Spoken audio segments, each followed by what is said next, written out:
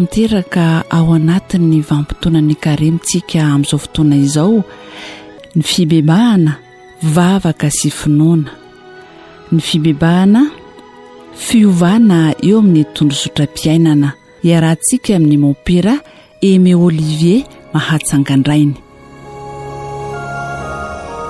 Toizantsika hatrany ilay fandiniana masina efa natongontsika hatramin'ny arobiny lavenina teo, ka andalina bebe kokoa ny fibebahana sy izay fomba eo antsika azy eo amin'ny finoana sy ny fivavahana.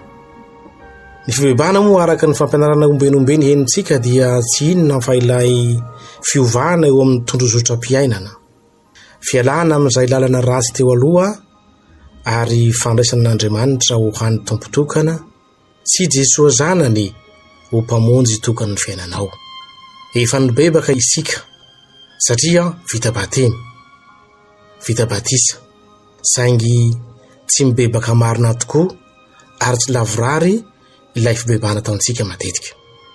Jereo anefa i Madagasikara no anisan'ny firenena mpivavaka ary firenena betsaka kristianina indrindra. Ihany koa na inona tokom-pinoanao, na inona tokom-pivavahana misy anao, na inona ny firorotana misy atsika. Noho izany dia tokony ho isan'ny firenena miadana sy milamina ary sambatra i Madagasikara satria manana olona matahotra an'Andriamanitra, manana olona tia sy manaja an'Andriamanitra ary manana olona mpivavaka. Nefa tsy izany ny zava-misy ianantsika ankehitriny. Tsy tanisa isika afa-tsy ny fahamarinana, ny rariny ary ny fanajana ny asiny olombelona.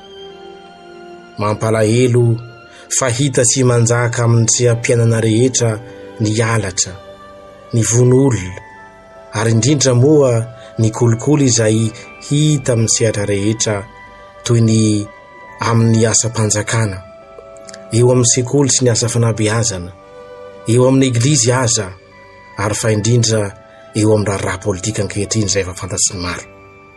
Tena manjaka ny kolikoly ary ny fanaovana kely tsy mba mamindro eto amin'ny firenentsika. Ka izay dia midika fa fombafomba ity ivelany fotsiny fibebahana taontsika, ka ndeha ary za tsisy.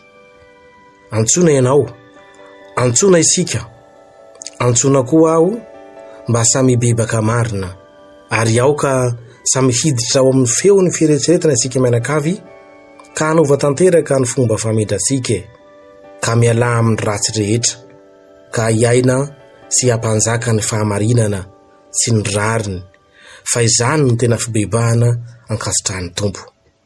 Aoka asehontsika amin'ny fiainantsika isan'andro, amin'ny fiarahantsika miaina isan'andro, ny vokatra ilay fibebahana atao dia ny fandalantsika ny fahamarinana sy ny rariny amin'izay rehetra ataontsika isan'andro.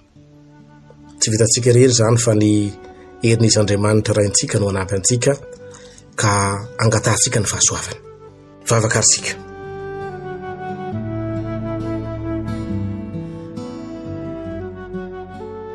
Ry Andriamanitra andrinanary babanay eo, nomenao izao fotoana tsara izao izahay, sady homananay amin'ny fetin'ny Paka, no homananay amin'ilay Paka mandrakizay.